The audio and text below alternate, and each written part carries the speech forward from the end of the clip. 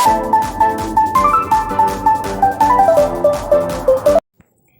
Friends, so இன்றைக்கி நம்ம சேனலில் பன்னீர் பட்டர் மசாலா தான் செய்ய போகிறோம். இதுக்கு வந்துட்டு 2 பெரிய வெங்காயம், ஒரு பூண்டு, 2 சின்ன தக்காளியை கட் பண்ணி வச்சுருக்கேன். ஸோ இப்போ வாங்க நம்ம ரெடி பண்ணிடலாம்.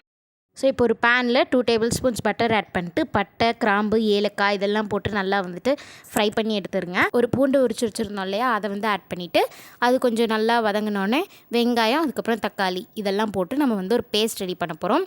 ஸோ ஃபஸ்ட்டு வெங்காயத்தை ஆட் பண்ணிடலாம். ஸோ வெங்காயம் போட்டு அது வந்து ஒரு கோல்டன் ப்ரௌன் கலரில் வந்தோடனே நம்ம தக்காளி ஆட் பண்ணிடலாம்.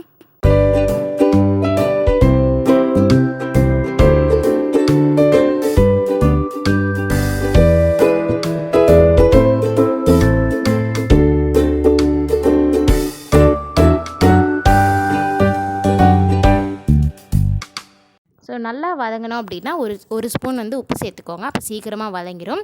இது கூட வாசனைக்கு சோம்பு, அதுக்கப்புறமா வந்துட்டு 2 பச்சை மிளகாவை கிள்ளி போட்டிருக்கேன். ஸோ இப்போ நமக்கு வந்து ஒரு க்ரீமி டெக்ஸ்சர் தேவைப்படுது. ஸோ நான் அதுக்கு வந்துட்டு கொஞ்சமாக முந்திரி பருப்பு சேர்த்து இதில் வந்து அரைச்சிக்கலாம்.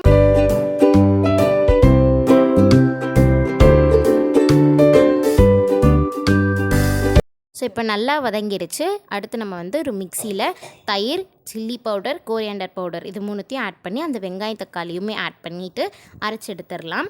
ஸோ இப்போ அரைச்சி எடுத்துட்டேன். அடுத்து அதே பேனில் வந்துட்டு பட்டரை உருக்கிட்டு சோம்பு, கடுகு, உளுந்தம் பருப்பு, அரைச்சி வச்ச பேஸ்ட் இது 3த்தையும் போட்டு நல்லா மிக்ஸ் பண்ணிடுங்க.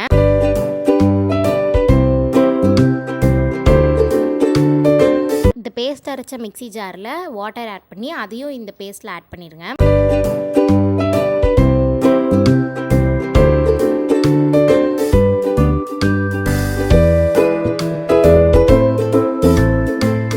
கிரேவி மாதிரி அதோட டெக்ஸ்சர் இருக்கும்போது நம்ம பன்னீர் கட் பண்ணி இதில் ஆட் பண்ணணும்.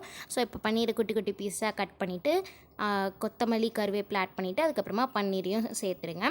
ஸோ மெதுவாக இதை நீங்கள் வந்துட்டு ஹேண்டில் பண்ணணும், இல்லைனா வந்து பன்னீர் உடஞ்சிரும். ஸோ அதுக்கு தான் நீங்கள் வந்து மெதுவாக கிண்டிட்டு அதுக்கப்புறமா மூடி போட்டுருங்க.